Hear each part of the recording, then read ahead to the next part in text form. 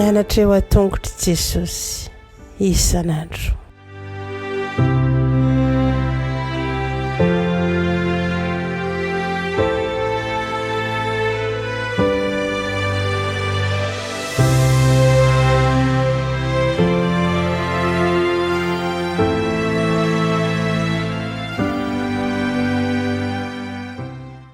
Faly miarabantsika tsirairay avy indray amin'ity famitinana ny lesona fahatelo ity izay nianarantsika nandritra ny herinandro iny.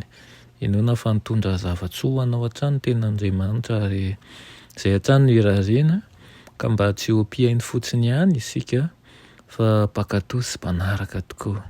Ka izany no iantsonantsika hoe mpianatra Kristy. Alohan'ny hidirantsika ny amin'izany famitinana izany dia hivavaka. Raina mialala tsara indrina izay nanitro tolotra ianao ny dera ny laza ny haja sy ny voninahitra misaotro anao tompo ianao izay mitantana anay. Misaotro anao ihany koa izay momba anay mandrakariva ary mijeriseretra mahasoa anay. Fantatrao tompo fa tsisy zavatra tsisy miafina aminao ny aminay ary tsy tanteraka izahay ka mety aiza ianao mindra fo aminay ary ihany koa andotsaka ny fanahinao masina aminay. Mitenena tompo fa voninkaino anao izay anaran'i Jesosy. Amen. Lohatenin'ny lesonantsika moa nandritra ny herinandro iny dia manao hoe ny antson'Andriamanitra ho amin'ny iraka. Ny antson'Andriamanitra ho amin'ny iraka. Ny tsianjery dia amin'ny Asana Apôstôly 2:9 manao hoe fa azo hery ianareo amin'ny ilatsahan'ny fanahy masina aminareo ary ho vavolombeloko any Jerosalema sy eran'ny Jodia sy Samaria ary hatramin'ny faran'ny tany. Amen. Taorian'ny safodrano dia nomen'Andriamanitra fanombohana vaovao indray manko ny olombelona ary nomeny toromaroka manokana izy. Ho fenoiny ny fahalalana n'Andriamanitra ny tany manontolo ka ny olona rehetra no hiandry ny fiavian'ny mpamonjy. Noho ny tsy fanarahana ny toromaroka nomeny nefa dia niantso olona samihafa Andriamanitra mba hanatanteraka an'ilay iraka izay fampahafantarana ny afatry ny famonjena. Raha manaiky n'ilay iraka ianao anatin'izany mety anontany tena hoe aiza moa izany no hanombohana an'ilay asa. Izay indrindra no tonga antsika no mianatra an'izany lesona izany dia mizara roa lehibe ny malitsika an'izany nandritra ny herinandro ity dia mahakasika ny antson'Andriamanitra ho amin'ilay iraka sy ny ilay manatanteraka ny iraka.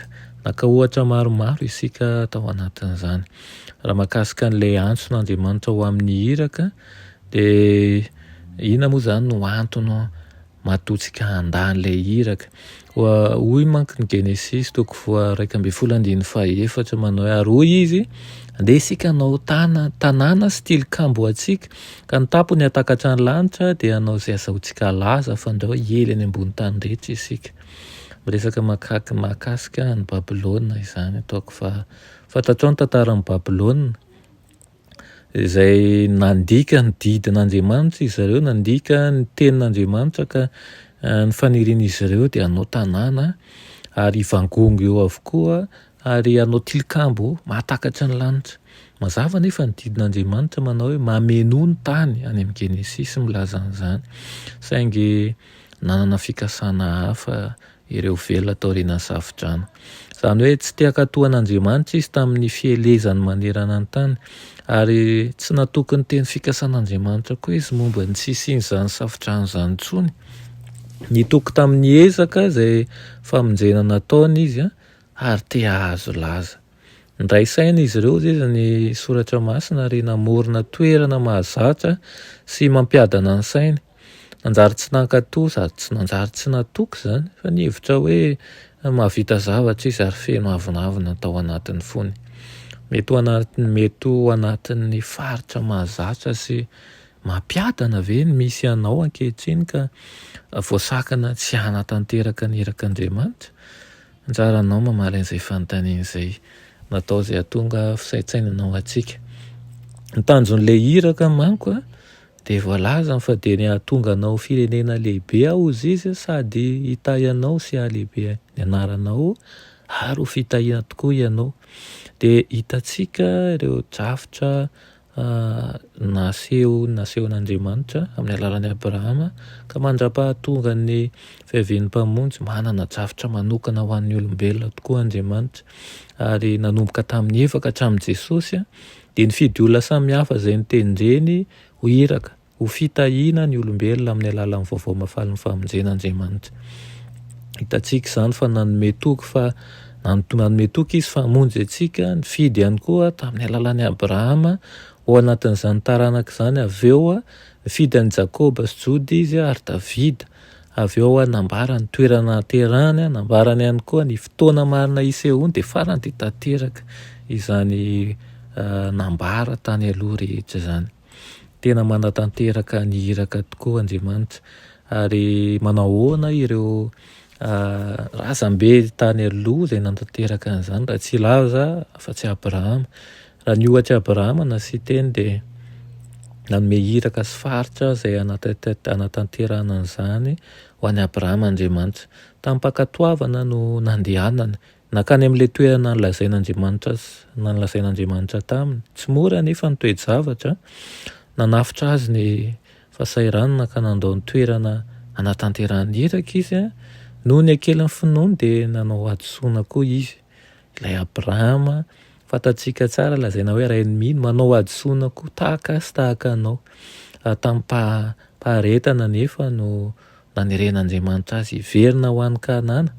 Tsy nahafoy azy Andriamanitra, mbola manantena azy mandrakariva, ary na dia teo aza ny fahatsoany dia namelan'heloka Abrahama Andriamanitra ary nanome azy fahafahana mita an'ilay iraka indray. Maniraka haka ary maniraka anao koa Andriamanitra anatanteraka an'ilay iraka.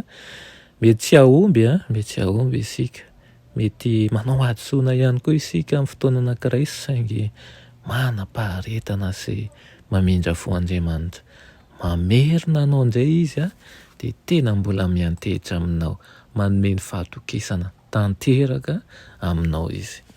Dia rehefa manatanteraka azy dia mila asaina moa isika hivoaka amin'ilay faritra mahazatra. Hoy ny asan'ny apôstôly 4:1, ary tamin'izany androizany moa izy dia nisy fanenjehana mafy tamin'ny fiangonana tany Jerosalema ka dia niely tany amin'ny tany Jodia sy Samaria izy rehetra, afa-tsy ny apôstôly ihany. Izany hoe taorian'ny fahombiazana tany Jerosalema dia toa tsy nieritseritra niparitaka lavidavitra kokoa izany ny fiangonana. Teo manko nahazatra azy noho ny fanenjehana nataon'i Saoly dia niparitaka ny mpino ka nitondra ny iraka tany Jodia, tany Samaria dia tonga tany amin'ny toerana hafa. Mbola voafetra ihany anefa ny fijerin'izy ireo mikasika ny asa nanerahana azy. Petera mihitsy moa no nino fa avetavetana hozy izy ny mitody ny filazantsara ny amin'ny jentilisa ka tsy maintsy nanao fahagagana taminy anefa Andriamanitra, manazava ny teny fikasana taminy. Dia toa ny Petera ihany koa dia tsy maintsy mamela an'izay mahazatra sy mampiadana antsika isika indraindray, ny fihetsem-potsika, ny fiheverantsika manokana hoe ny olona ohatr'izao tsy mba ho voavonjy ohatra, natao ahoana mba tanteraka ny tsakany sy andavaka ny iraka izay ampanaovan'Andriamanitra antsika. Aiza ary no hanombohana an'ilay asa raha izany? Hoy manko ny asan'ny apôstôly 2:19, ary ho vavolombeloko any Jerosalema sy eran'ny Jodia sy Samaria ary hatramin'ny faran'ny tany. Izany hoe ny iraka dia ho vavolombelon'i Jesosy, izany hoe filazana izay zavatra efa hitanay sy renay hozy izy momban'i Jesosy. Ahoana moa izany no atao manome antsika ny torolalana? Ny asan'ny apôstôly 2:19, voalohany indrindra dia manomboka amin'ny faritra mahazatra azy zany, mahazatra anao dia ny tokantranonao, ny fianakavianao, ny namanao, io zany ilay Jerosalema.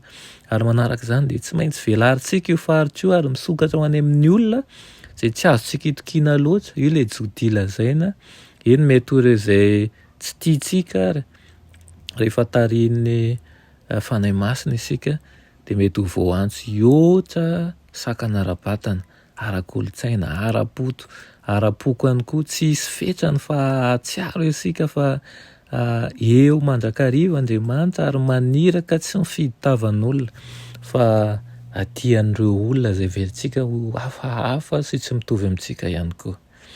Dia tiam-pamaranana dia ity lahatsoratry Madame Moety ity ny amaranantsika azy, manao hoe noho ny fanampian'Andriamanitra ny tena mpino rehetra izy dia afaka mahita hoe aiza no misy asa tokony atao. Rehefa miara-miasa amin'ny sitrapon'Andriamanitra ny sitrapon'ny olombelona dia manjary mahery indrindra zany ary manana fahafahana ny mpiasa.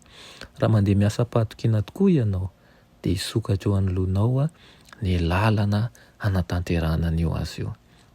Miantehera amin'ny sanjan'Andriamanitra azahoana fahendrena sy hery ary fahaiza-manao amin'ny asa izay nomen'Andriamanitra anao atao.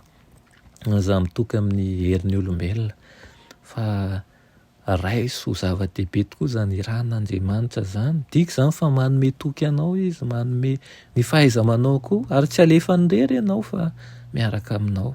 Tsy mpiasa an'Andriamanitra ianao fa mpiara-miasa aminy. Diky zany fa efa nomeny anao ny fahefana rehetra ihany koa mba hanatanteraka ny mission zay tian'Andriamanitra ataonao. Dia izany lesona nandritra ny herinandro zany anie mba hitondra hery ho antsika dia nirariana dia hanao ny asa isika mba tsy handà fa hanao hoe tia aho Tompo ary iraho aho. Amen. Vavaka isika. Saotra anao zay ray hony amin'izany lesona nomenao anay anio izany. Saotra anao ihany koa izay mampianatra anay ny zavatra tsy takatry ny sainay indraindray zay dia mandeha amin'ny fisainanay fotsiny. Eto-po ary mandeha dia manao ary matetika tsy mahazo vokatra satria tsy manaraka ny toromarika avy aminao. Ankehitriny kosa dia hanavao ny fomba famindranay izahay dia metezainao hanovo hery ho an'ny mpiaino tsirairay avy ary koa handrotsaka ny fitahianao aminay mba ho fitahiana ho an'ny hafa tokoa ny izahay. Aminaran'i Jesosy. Amen.